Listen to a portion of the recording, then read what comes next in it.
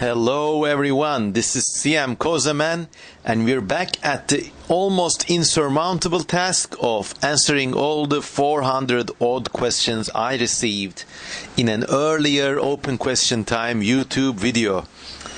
This I think will be the last time I will do this thing, but I promised something, so here we go. By the way, before beginning, I have 3 points. 1. Please try to play this video at 2 times or 1.5 or 1.75 times the speed. It takes less of your time and it makes me sound like a cooler guy. You can do this at the lower right hand section of your YouTube player. Second, please don't ask any questions under the comments of this particular video because here I am answering questions from a previous video. And number 3, please consider donating to me on Patreon. I am not a YouTube partner. I am doing all of this for free, so every penny helps. Even $1 helps a lot. Okay. Questions.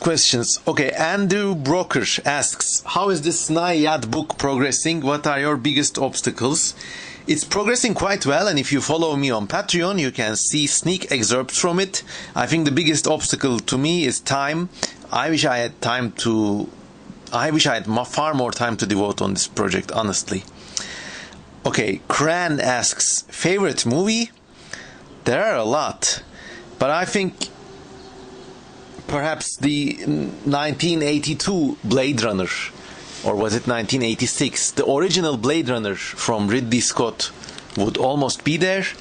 What else? I got a lot of favorite films. Oh, by the way, I went out to the balcony because it was raining and it was cloudy and it was just beautiful, heavenly weather. But now it's just my luck. The sun started blazing down on my ass. So I'm now moving back indoors. Okay. So my other favorite films. Good question.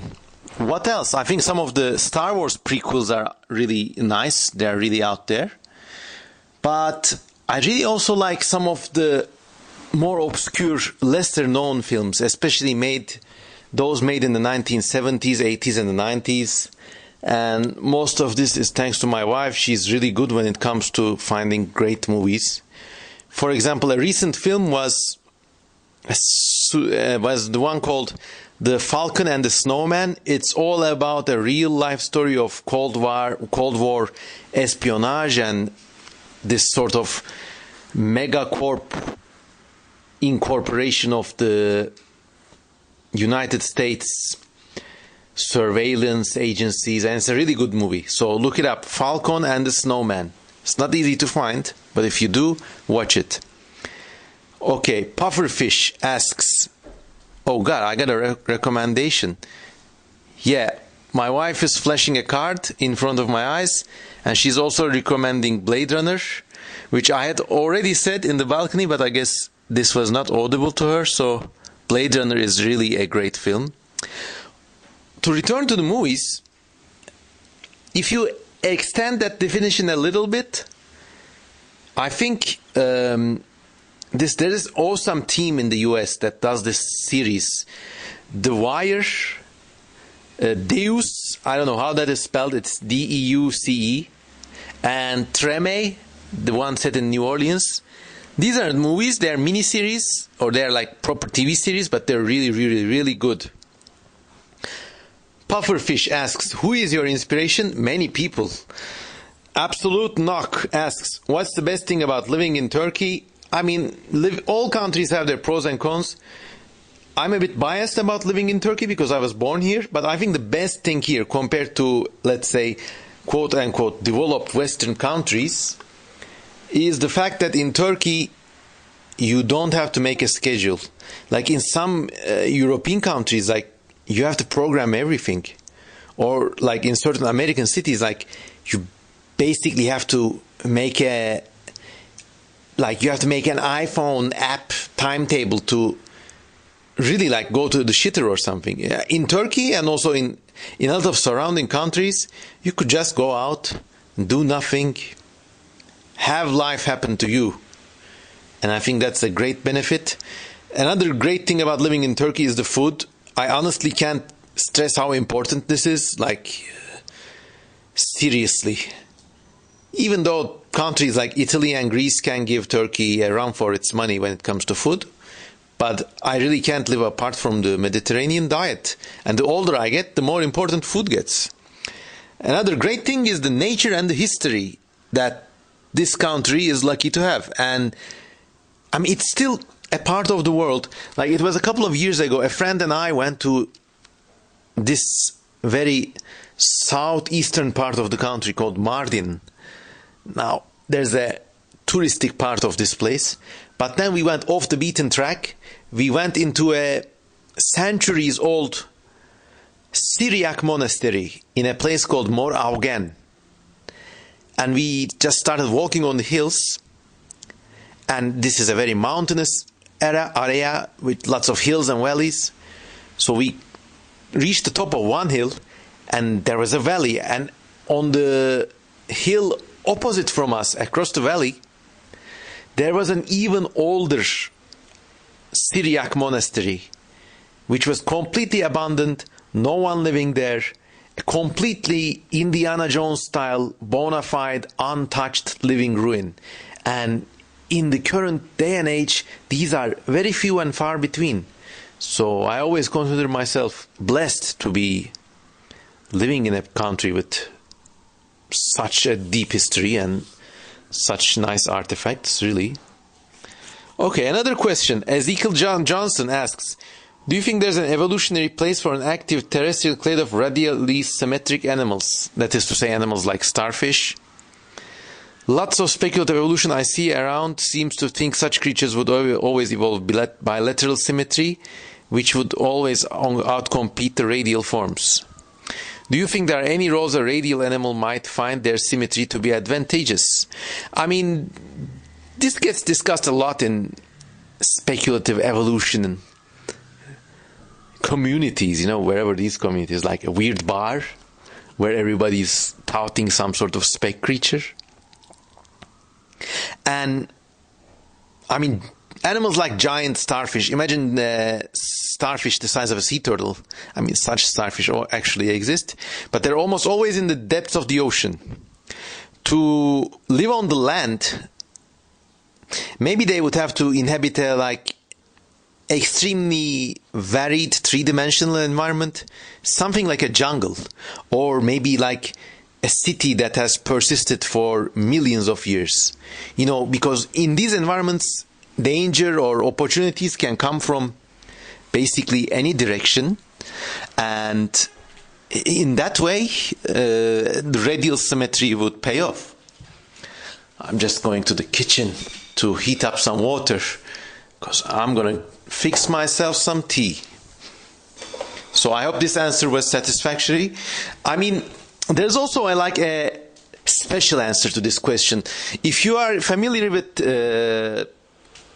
these European demon books from the 17th century, there's one in which one features a demon called Buer. That's B-U-E-R. And this is not exactly radially symmetric, but it's like a lion's face embedded into a starfish-shaped creature with 5 goat's legs. So it just turns around and probably runs like an insane bicycle wheel. Now, this is a really cool design. I mean, evolutionarily speaking, it's a bit impractical, but maybe if you could say a starfish type of animal with jointed legs, maybe such a thing could live, I don't know, on desert dunes or something. But I mean, there would have to be a pretty serious payoff for such a body plan to make sense. But that, Buer body plan, I really like it, and you should give it a look. So, wait a minute now. Tea, sugar. I'm gonna mix it up. Another question. Lotion. Cool name. Lotion asks, do you watch anime? If so, did you watch Kenjo? I didn't watch Kenjo, but I have turned into a big anime fan since COVID started. And you can go to myanimenet.com or no, myanimelist.net and see all my favorite anime there. Just a second. Now I've got the tea. Now I'm gonna grab my laptop and look at the questions.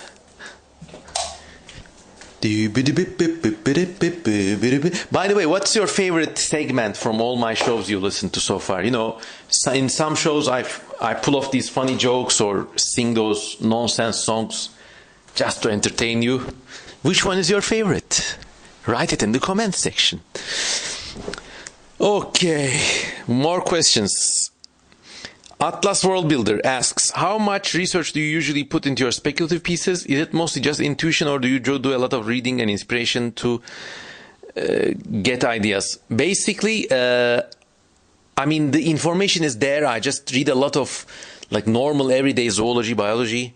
But when an idea really strikes my fancy, I try to flesh it out with as much details as possible, and then I do some additional research.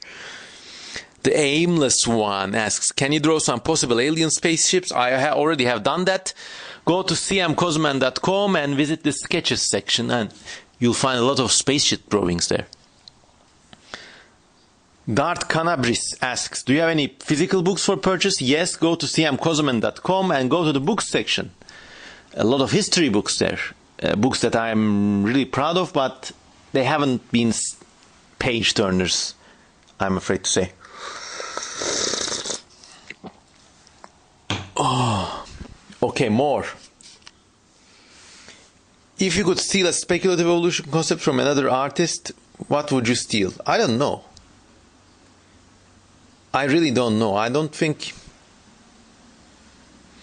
there's any that I would like to steal, and speculative evolution isn't exactly copyrighted, so you could do a creature from my worlds, I could do a creature from your world, so there's nothing in particular that I would like to steal.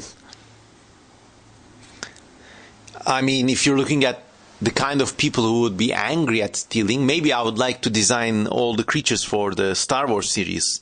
Creatures in Jabba's palace, or design Jabba the Hutt himself all over again. That would be something I would like to steal.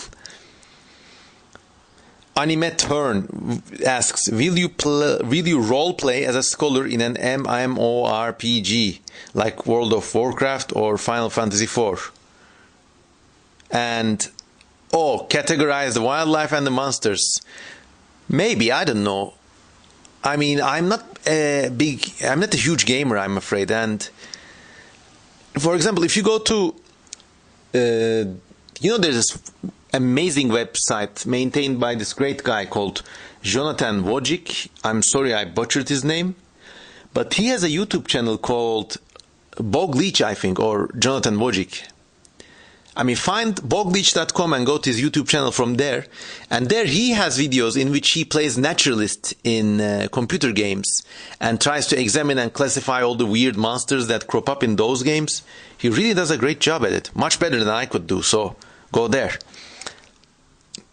Thylacoleo carnifex, the scientific name of the marsupial lion. Hello, I've been a huge fan of your work since at least 2006-07 when I stumbled on Snayat. Thank you. You're a long-time fan. I'm loving your comment right now. Okay. How do you think this century is going to pan out historically regarding major states like the USA, China, and Europe? Perhaps Turkey will become a major world power in a couple of decades. Also, what are the odds of multicellular microscopic life under the ice of Europa? I'll answer the easy question first. I think Europa almost certainly has some multicellular life under the ice, but it might be very boring, like the kind of like bacterial seaweed type things, or just slime, or just some basic worms. So this is my view on this thing. About the other complex thing, no one has a crystal ball, and anything I can say, anything anyone can say, is usually tainted by this kind of tainted by the moment. If I was to make a prediction about the United States now, maybe it would be about the crumbling of their empire with their withdrawal from Afghanistan and so on.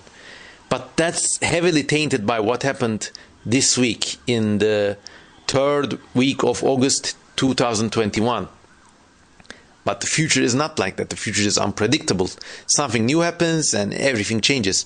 I mean, if you read these old politics or current affair magazines, they age horribly. I mean, you just read them once and you just want to throw them away. Like in the 1980s, there was a big deal about the end of apartheid in South Africa. And everyone was writing about apartheid. South Africa, it's the beginning of a new era. Is it good or bad? As if it was something to discuss. And now, look at it. I mean, who remembers the apartheid? Of course, it was a great thing. I'm not evaluating or passing judgment on it, but it was a hot topic and everyone was talking about it when it happened. But, I mean, being human, let me indulge in some predictions. The United States and Western Europe, everyone thinks at least the Europeans are on the way out. Everyone thinks the Westerners are going soft, or they're mostly involved with, especially it's these YouTube right-wing weirdos say that the West is falling. We have all become, the Westerners have all become blue-haired couch potatoes, and they're supposedly under risk from those horrible immigrants. But historically, Western people, especially in the 19th century, have shed more blood than the entire charnel house that is human history. I mean, Genghis Khan, Attila the Hun, these are all like rookies compared to how prolifically and how intuitively human life was extinguished inside, by, and around these Western powers. I mean, look at things like carpet bombings of cities. It's just business. They've made up systems for it. And, the obvious bad guys, the Nazis and the Holocaust, it's a horrible thing. So, I mean, it looks like the West is all soft now, but remember, the United States has the biggest military in the world. It's bloated and corrupt, sure, but still, I mean, it only takes a phase shift in the mentality, and then they could go about their business again, I really do not underestimate developed countries' potential for murder on unheard of scales. About China, I don't know. I mean, I really don't know. I'm no politics expert. They want to project their power a bit, but they don't have as much like military gear or like as much military power as the United States does. And maybe they don't even have those ambitions. I don't know. But certainly, I mean, in the medium term, I could see a new Cold War developing between the US and China, mostly centered around the Pacific. Again, I hope, so that they leave the Middle East and our part of the world alone. We've suffered enough in the last 20 years. All those weird subterfuge and power play. And Europe, okay, like they say Europeans are turning into pansies and whatever. Remember, all the new scientific discoveries that impact our world directly, all the vaccines, all the medicines, even basic technologies like the internet, they're still made, owned, and managed and regulated and surveilled by these Western powers. So, do not take them so lightly. Just because they are turning into quote-unquote SJWs, no. They're very potent. So I mean, do not assume things will always go on in the way they seem, if I could make myself clear. I don't know about Turkey's future. Turkey is a very robust country. Ignore all the ruckus about the politics, news, development. Turkey's history has been a stable instability from the Byzantine years onwards. But it looks like there will always be one big political chunk of an entity in and around Anatolia. And today this entity is the Turkish Republic, and I don't see it going anywhere. It may have good times, it may have bad times, better times, worse times, but it will still be there. So in that respect, very robust. I don't know about being a global major power. I mean, we could have a really big army and do some power projection, but I mean, being a big power, maybe in Africa, I don't know. I mean, being a big power is also about culture. But then again, Turkish soap operas, telenovelas, they're very popular in some parts of the world. But I don't know. I mean, I don't want to make any harsh judgments. And also this whole immigration thing, I believe, while it has some serious aspects, it's mostly a bugbear. People just move and adapt. And they have always moved. But it's not going to be the end of the West. Come on. Okay, I hope this was a satisfactory answer. Alfredo Aran asks, given the state of dinosaurs in pop culture, do you think we will ever get proper feathered depictions on them in mainstream media for broad public? Maybe. I mean, the next Jurassic Park film has a trailer with feathered dinosaurs, and it's implied that all the scaly creatures in the movies are like frog mutant monsters, so they've at least conceded that. So I'm certain something big will come up in the next 10 years. Alfredo Aran also asks, given that tardigrades are able to survive in the vacuum of space, what is stopping us from just dropping some in Mars with some supplies and let natural selection do its thing? I mean, you would have to drop a lot of water and a lot of algae first and bacteria, but sure, I mean, that would be one way to terraform Mars. But of course, we still have to figure out the little problem of how to actually grab a comet, take it all the way to Mars and crash it there. We can envision this. It doesn't mean we can do it. So that's one thing. Bjorn the Viking asks, how goes the SNIAD project? It goes very well. The SNIAD book, hopefully, knock on wood, is coming out this decade. And follow me on patreon.com/cmkozeman to find out more about the SNIAD book. Captain Ignis asks, hey, I'm a massive fan of your crab video. Thanks, man. It's my favorite. Thanks so much. He says it's my favorite piece of work you've done. So 2 questions. First, what is your favorite kind of crab? Second, do you have any ideas for future crab-related projects, such as crab speculative evolution? Thank you, man. I mean, I got no crab projects in the future, to be honest, but my favorite crabs are the arrow crabs, which are true crabs, but they have become very thin and like almost minaret-like. They've got one big pointy snout, and they got all those spindly chopstick-like spiky legs. Arrow crabs. So yeah, those guys are great. Let me Google them. Arrow crabs. My internet is really slow, and I'm beginning to regret I Googled anything. Oh man. Anyways, my internet sucks. Just Google arrow crabs. They're great. They're my favorite crabs. Okay. And do you like the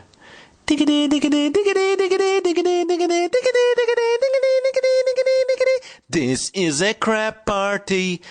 After all those things I've done, this will be my epitaph. Okay. Alfredo Aran asks, is there some area of study you are interested in but just seem unable to penetrate no matter how hard you try? I've tried so hard to penetrate a lot of things, I couldn't penetrate them. Music, I'm a complete, I can whistle and, I can make up these tunes in my head. I'm actually not a bad whistler. I can do the whole vibratio thing,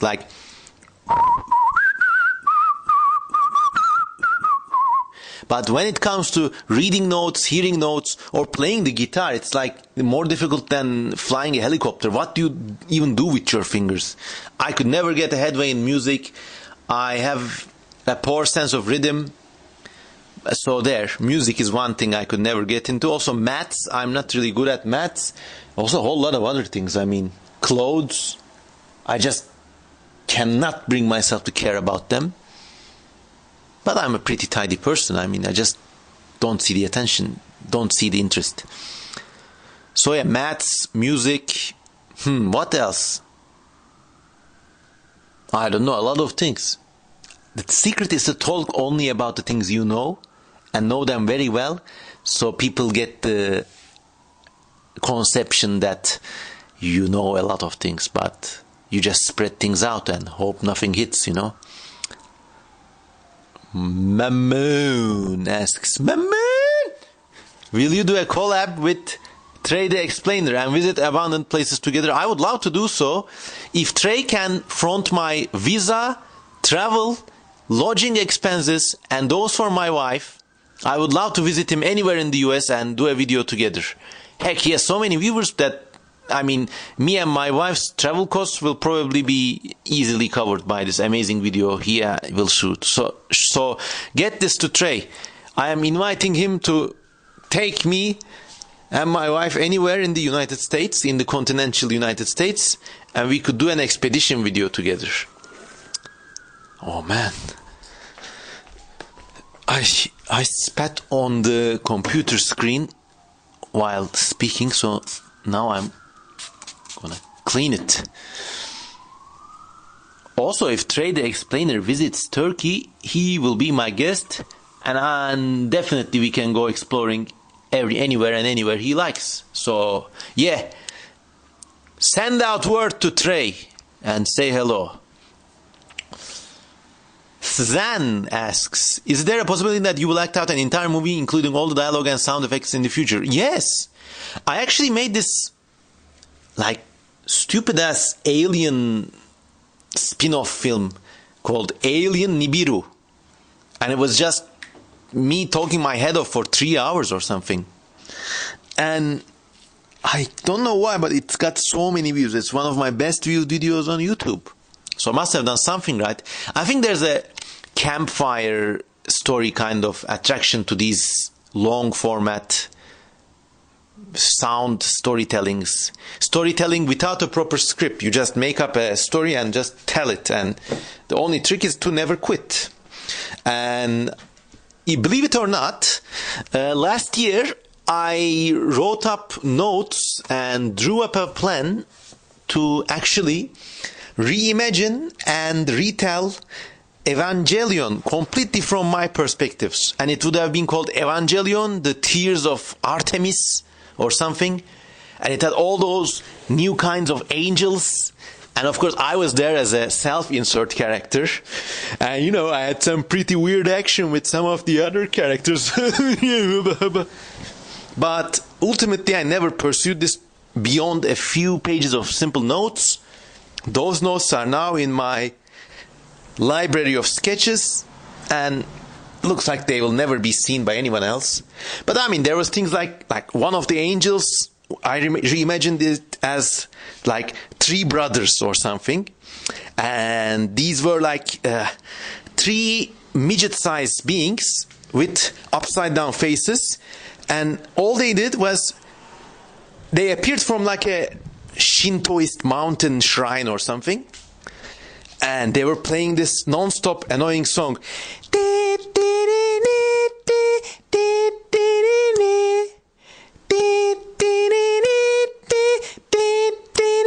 So they would walk non-stop towards the nerve center where, you know, they store all the important angels and only that figure on the cross or something. Of course, in my Evangelion, the figure on the cross is actually a gigantic, fleshy, bioorganic representation of the Artemis of Ephesus. With there's this really scary goddess figure with thousands of breasts and a really creepy face, and lots of monsters coming out of her body. This is a real archaeological artifact. Go look it up. Artemis of Ephesus, or Demeter of Ephesus. Anyway, so these 3 brothers were supposed to walk towards this, and the Eva units would attack them, but they've got not only an impenetrable shield, but like, I mean, we would block their path with 20,000 tons of molten lead, but they would still like warp their way through the lead. They would walk through anything. They were like the unstoppable 3 brothers.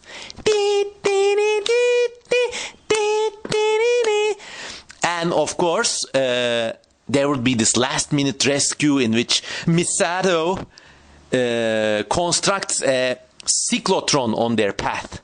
So as soon as they get into the cyclotron, it kind of starts spinning them, and they cannot break out of it because it's electromagnetically supported or something.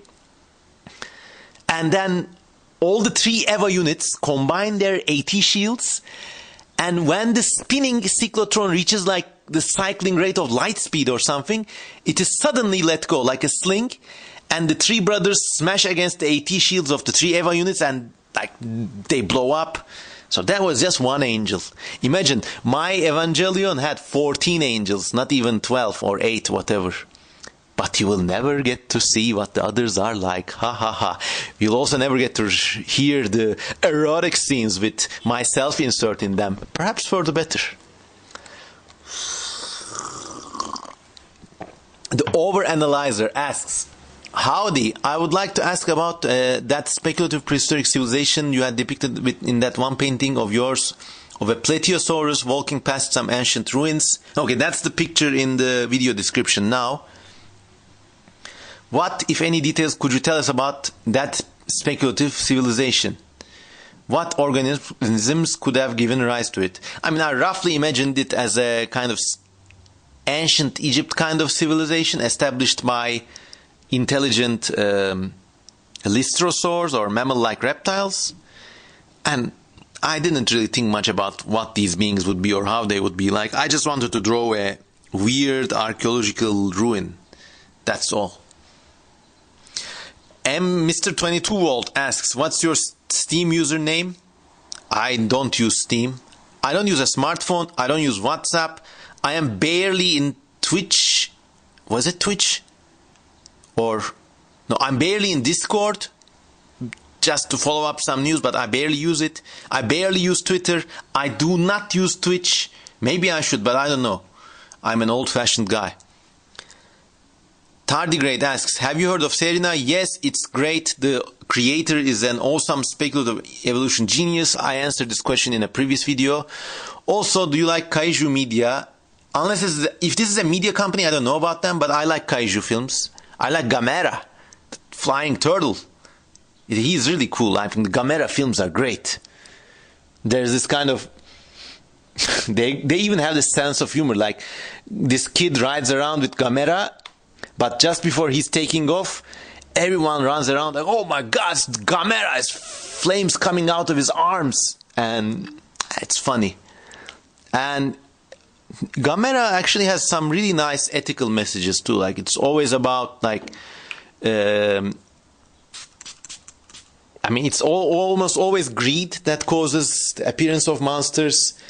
I mean, sometimes monsters fight it out, but I mean, there's no true evil in those films, in most of those films. So in that way, Gamera is nice. And it's a cool design. I mean, it's a very improbable design. Sort of a tongue-in-cheek aspect to it. I mean, and a turtle with jets coming out of its arms and legs. That's a cool creature. No, I was hopeful it was going to get colder, but now it's sweltering. Oh. Okay. What else? Any more questions? Daupti/RXY asks, you mentioned that Snide evolved life twice or multicellular life twice. Can you expound upon how life re-emerged? Multicellular life almost evolved twice, but you have to see the book to find out more. Andy Alvarez asks, how did you get so good at drawing and designing? Thank you. I mean, just persistence, I believe, and trying to stay consistent and having fun and a little bit of luck. But I mean, you really can't do much without spending hours and hours, nights. Like, try this. Make yourself a little challenge. For 1 week, do not use a computer. Do not use a cell phone. Like, throw them away. I mean, if you're in college or something, you have this kind of free time. So that's a real bounty and boon. For 1 week, do not use any digital media. Do not go online. Just have pieces of paper and a very basic pen or a pencil and just draw. You will be amazed at what comes out. But it's very important not to break that oath to yourself. So no digital technology. You could still have your daily activities, But no digital technology. Just draw for 1 week, for 5 days. Make that challenge to yourself. I mean, you will be amazed. And if you do that, please let me know and share your results with me. And it will be very nice. I mean, I had such weeks in the past. Maybe that's why I was lucky. I mean, I was a child. I mean, I grew up with the earliest intrusions of the internet into our lives. And there were like entire summers in which we went to a summer holiday. There's no computers, nothing digital. I mean, I had a computer, but it was like a giant desktop with like a CRT monitor and stuff. So you can't carry that around with you. So I had entire weeks in which I just sat around with my picture notebook and pencils and drew. And I think this is one thing the current generation is unable to access. Peace of mind, solitude and concentration. But then again, of course, in this generation, there are like artists who routinely, there emerge artists who can like completely bury me. So that's one good thing to be hopeful about. Oh, it's so hot. I'm looking for something to fan myself with, and I'm trying to.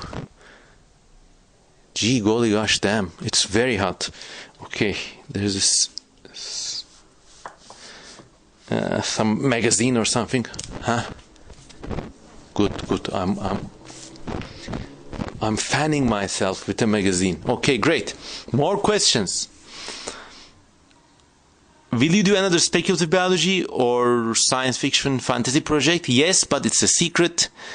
TNT Tiger asks, what's the wildest theory that you wholeheartedly ascribe to? That's a very good question.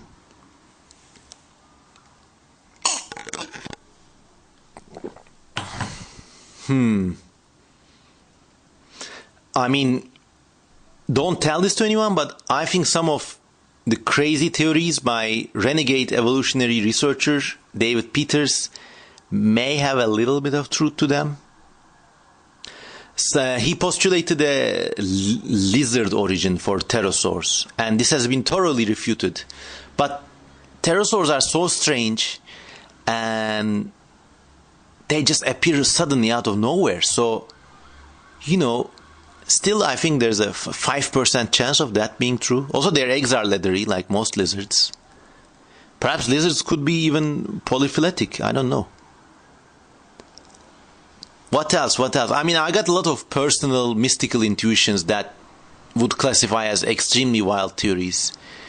The older I get, the closer I get to fully believing that all living beings have a sort of sentient awareness of themselves.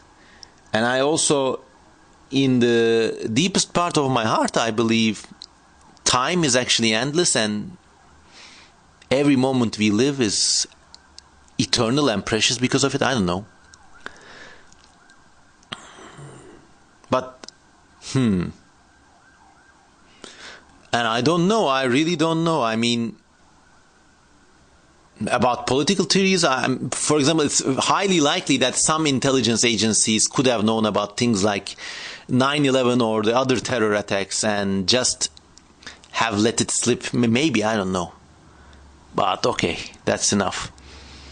Com asks, what are some of your favorite speculative projects from other people? I answered this in a previous video. Darwin 4, Serena, Dougal Dixon's creations. They're all great. What else? Rhino Grades by that very old book. Go listen to, I think part 2 it was, to find out more. Almost Real, a speculative evolution biozyne.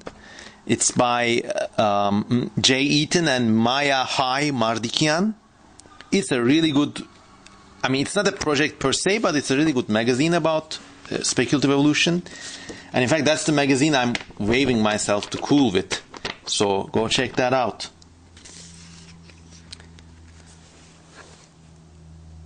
Lagoon Lavia asks the same question. Daijing Ayam asks, What's any plans on more Evangelion content? I already gave you a huge bit from Evangelion, the Tears of Artemis, which you will never get to see. Ha ha ha. A skeleton that is both spooky and scary. Oh my god, I'm spooked. Skeleton, come alive and speaking to me. Asks, what are your thoughts on the concept of dogs and breeding? I've been really thinking about a lot lately about what dogs are. Perhaps the most extreme example of humans dominating every aspect of another living creature. This is actually not that true. For example, silkworms are so human dominated that they don't even exist in the wild anymore. They cannot fly, they cannot reproduce. All their life of the entire species is spent in the tables and cocoons of silk breeders. That's amazing. I mean, it's like an all tomorrows kind of specialization. Also, a lot of farm plants are extremely human dominated, but I get your idea. I mean, he says, we've so directly and aggressively altered and guided the development of an entire species of animal to the extent of it being barely recognizable in regards to its wild origins. Basically, centuries of man going canine cool, but what if canine was like this instead? True.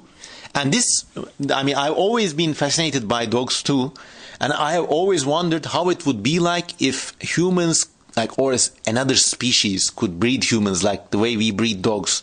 I explored this a little with All Tomorrows, but I mean, that was too fantastic and like far-flung and too out there. But, you know,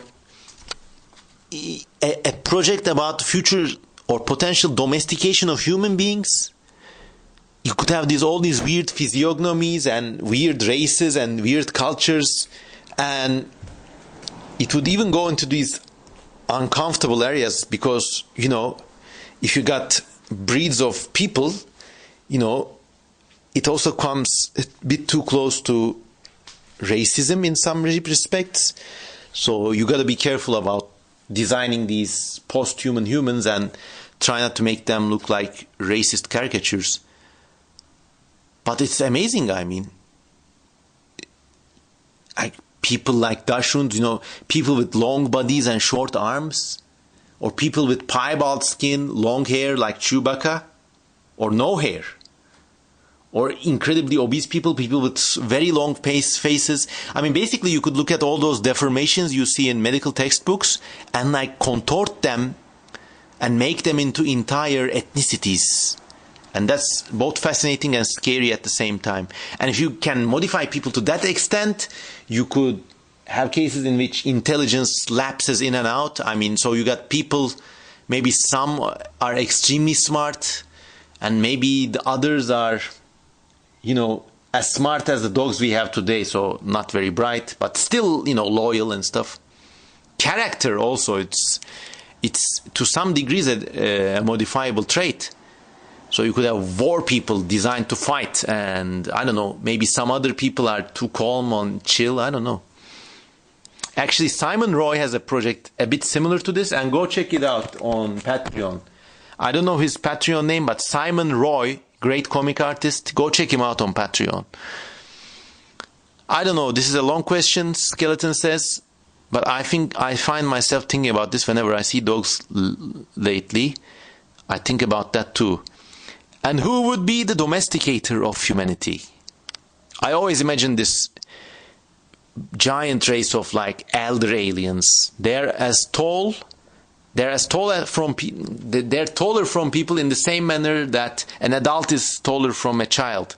So they're about like 4 or 5 meters tall, and you know they could cradle you and pet you about, and so there. Spirit Eyes asks, what inspires you to draw? I answered this before. Nife asks, Kösemen, you bastard. I watched your crab video, and how do I stop myself from constantly singing the crab party song? It is stronger than me. I like that song. If any of you can make a, you know, song rip from it, you know, add those music effects and all that, I would be forever, eternally grateful.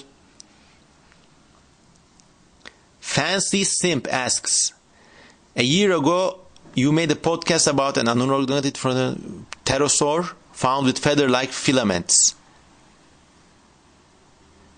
And okay, this was true. I mean, it turned out that pterosaurs, flying reptiles, not only had like proper body hair, but that body hair branched a little, a bit like the down on the down feathers on the bodies of some birds. So he asks, why does no one draw pterosaurs with feathers? I don't know. I mean, certainly you could, when people draw pterosaurs, they make it flow like some hairy rat. But in fact, that covering of hair could be, you know how small songbirds have this kind of, I mean, the feather outline is almost like a shell, so it's very circular and aerodynamic. I think we need to draw pterosaurs that way too, with a bit more circular or teardrop-shaped contour around them, let's say. And Fancy Simp continues, I just want to say you are a huge inspiration to me. Thanks, man.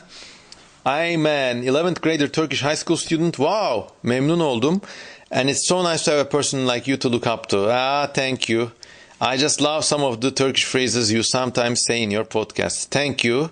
Thank you. Mostly because of you, I want to study evolutionary biology in my... Wow. I mean, if I inspired your life this much, I can only be humbled and honored. And also, ne mutlu Türk'üm diyene. Okay. Hasan Salih Aktaş, another Turkish commenter, asks, in your biography, I read you studied in Cornell University. Do you have advice to young people in Turkey who want to live and study outside of the country? I mean, don't take my advice, because I ended up, I was a complete failure in terms of foreign education. I mean, I learned a lot of things, I saw a lot of things, but I did not end up living or working there. I always came back to tilkinin dönüp dolaşacağı yer kürkçü dükkanı. I always ended up coming back to good old Turkey. I mean, the only advice I can give is learn English so well that you'll be able to make and laugh at jokes. And you will be able to get the regular idioms. You know, good grammar, good accents don't really matter. But, you know, learn English in the same respect, in the same way as you would know, when someone in Turkey says, bana 2,5 Adana, you know immediately what that means. It's a kind of kebab from Adana kebab. But, to understand that phrase, you have to know the local differences, a bit about food, local speech. So learn English in the same level. I mean, learn English in the same way you will be able to laugh at their jokes or make jokes, And to do that, you will always need to follow contemporary English media or the internet. Some people in Turkey think this is like an abandonment of our native culture and roots, but no, I disagree. It's, if anything, vatanını en çok seven işini en iyi yapandır. So, if you love your homeland so much, you have to be the best at what you do. And the best of what you do is currently now being conducted in the English language. I'm sorry. If in 500 years, if it becomes in the Chinese language, you'll learn Chinese. I'm sorry. So my advice would be learn English really well. Make connections with the people you meet there. Do not stay in the ghetto-like bubble of Turkish people living in that country. Although, do not stay completely removed from them either. And try to be a citizen of the world. And it's not very easy to do. And also, study something real. Don't do like I did and, try to study cinema or media theory. I mean, study something you could have as a vocation. So maybe computer science, chemistry, evolutionary biology, heck, even law, I don't know. But, education in the developed world is also kind of losing its relevance too. So I say also use that experience to do as many unscheduled visits and experiences as you want. I mean, be proactive. If you're interested in paleontology, let's say, look up paleontology museums around the community or around the town you're studying in. Just be curious, stay curious. Maybe that's a good way. Who am I to tell? Hasan Salih Aktaş also asks, can you recommend a book about improving yourself on evolution and biology? I answered this indirectly. Learn English really well and then you can read all the books. And I mean, compared to the vast body of literature written in the English language, I mean, the literature, scientific literature in countries like Turkey, Greece, Romania, Bulgaria, Macedonia, Spain, France, they're like little pools of water or little rivulets compared to the vast Amazon River. Coffee Creamer asks, do you have any advice for those creating their alien biospheres? I answered this question before in a previous video. Go check them out. Gaming asks, do you like H.P. Lovecraft stories? Do you ever take inspiration from them? It's hard not to be inspired by H.P. Lovecraft's work. I mean, after reading them, everyone wants to depict some arcane, unknown, historic creatures. And he was one of the first authors, if not the first, to suggest the possibility of intelligent species living and dying in the world before humanity. And he was one of the first, if not the first, author to suggest that these aliens may have been, incomprehensible beings, and that just adds a layer of realism which almost entirely negates his other failings and shortcomings. TZ asks, what works of fiction outside of sci-fi have inspired you? I don't read pure fiction. I mean, the only memorable pure fiction book I read was maybe Louis Bernier, Birds Without Wings. It's about the end of the First World War in Anatolia. But now that I think of it, it's like a greatly written book, but not a great book. Also, some works by Luis Borges, they could be nice, but he's almost science fiction, weird fiction in my book, so he's also really good. I mean, I would classify him as a very early divergent form of sci-fi and fantasy. Borges is a great author. Emil Jorgensen asks,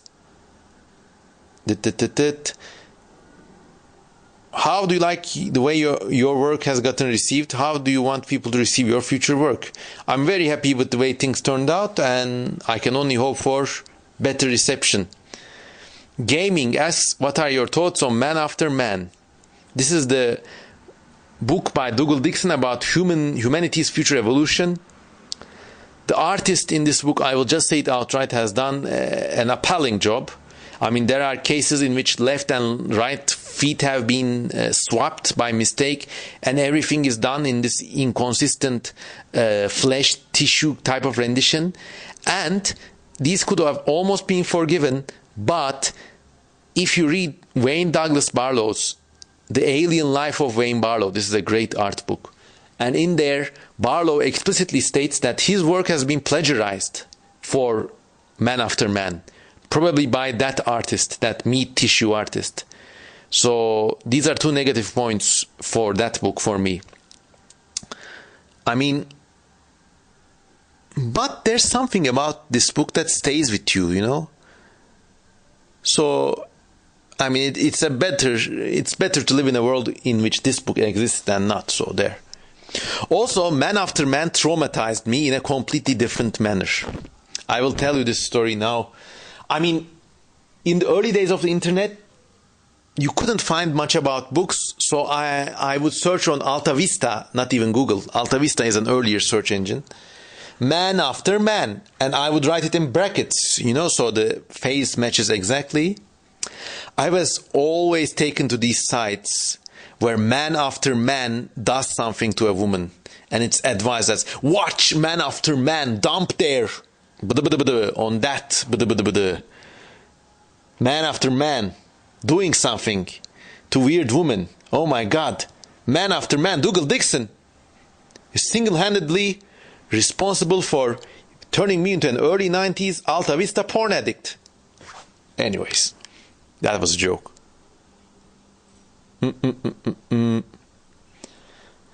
Juan Leon asks, you shown to be a fan of the mech genre content? Not really, I just liked Evangelion and I only watched it last year. And he says, if you're drawing a mecha, which part of nature would you be inspired from? That's a good question. Probably from insects. I mean, why they make these mechas all resemble humans, I don't understand. My war mecha would resemble a jumping spider or a carabus beetle. That's a very big armored running predatory beetle that eats snails. And those would be my experience for mechas. But under which environment would these evolve in? That is to say, what type of war would necessitate the design of these things? And maybe you would need to have buildings of, we would need to have these mechas as big as buildings to survive in urban combat situation. So imagine a horrible future in which endless wars take place in dense metropolitan regions. I don't know what conflict would beget these, but I don't know. So people design these mechas or stuff to fight in the cities. And so, things like giant beetles with missile launchers and guns and stuff. But, all these mechas, they're useless against air power. I mean, you just need one drone strike and boom, your mecha's immobilized. And it's a giant vehicle. So even if you stop it moving, it's a mobility kill. So, in today's military terms, it doesn't make too much sense. Soft the Prop asks, might be too broad, but what's your favorite type of insects? Mine's water skippers. Great choice. Those things are great. Heck, I think we'd be hard-pressed to find the kind of insect that's not my favorite. But I think my favorite among all favorites are the flies, which are amazingly diverse, and they're really beautiful to look at. And they're just the thing. They're the ideal beings, let me tell you. Donnie asks, hey Cosman, I had a question related to your drawing regimen. How often do you draw? What practices did you take to get better? Did you draw every day? Did you take classes? Much love. Thank you, man. I answered some of this before with the 1 week only drawing exercise. So do that.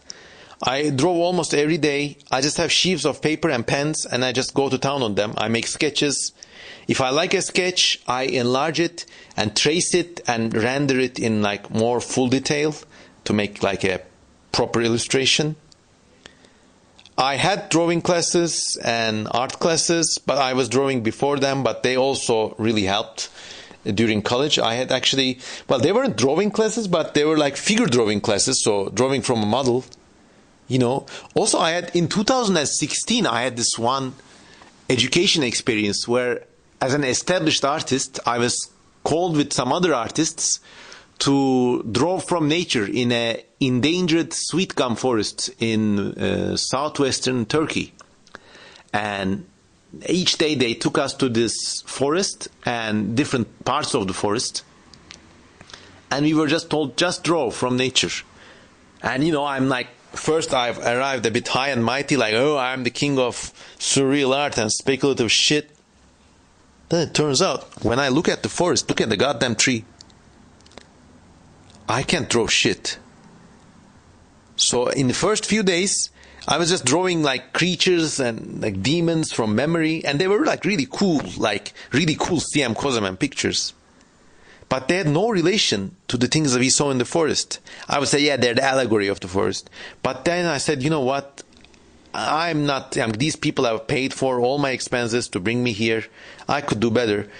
So then for the rest of the, I think, week and a half long experience, I just drew from the trees, drew from the forest, just took out a branch and sketched it. And it really teaches you a lot. That's one lesson I could recommend. Go draw something you like, but something that's boring. I mean, I don't say, no, don't go on drawing those, like, there are the exercises where people ask you to draw vases of flowers or something. That's like, okay, it's about as entertaining as a saline drip. But go to, maybe, I don't know, go to a natural park, or just go out to a normal park and try to draw the shape of a tree that interests you, or a weird rock, you know. Or go to an archaeology museum and try to sketch the artifacts there. It really helps, and it really opens your hand, and you always notice deficiencies in your skill that you hadn't noticed before. Some kind of spy asks, will you ever go back to your dinosauroids? Not really. I think, also these are not my dinosauroids, they are mine and Simon Roy's dinosauroids. We did a great job with those, but I don't know. Unless Netflix gives us each $1 million salary, no. Okay, last question. We've reached an hour again. Oh my God. Andres Trevino asks, do you like H.P. Lovecraft and H.R. Giger?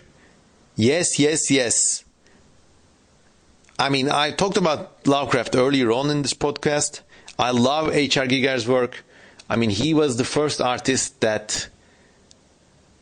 I was a mere child, and I saw his pictures in Alien, and actually with extreme difficulty, I procured a copy of Giger's Alien in Istanbul in the mid-1990s. I mean, it wasn't easy to get my hands on things like this. We sent a proper check to Los Angeles and stuff like that, you know. And in, I think, 2 months, they mailed us the book, so that was great. So after that book, it really changed my life, and it was my first illustrated fantasy book. And I looked at the drawings, I copied them, and I tried to make my own biomechanical Giger creatures with pencil, of course. But somewhere along the way, I think Giger's universe was too dark, you know, all those... It's all about... It's an incomprehensible and bizarre world, but it's also like a world in which everything is kind of like a sadomaso death dungeon. So I didn't like that too much. But really, he was the first one who opened my eyes. Then I ordered Wayne Barlow's books, and my life was set, you know. I mean, my entire destiny was arranged then and there. Money Man asks, how do I come up with a good question to ask you about? Well, maybe, my friend, the question could be, have I donated to CM Kozaman on Patreon today? Please consider donating to me. And this was the end of this podcast. Now we're at part 5, and we still haven't reached the end of these goddamn questions. I'm joking. Thank you all for asking, and we will get to the bottom of these. And after this, I will never ask or answer questions again directly. I might do maybe super chats or something else, but we'll wait for them. Okay, that was that. Have a good day. Goodbye.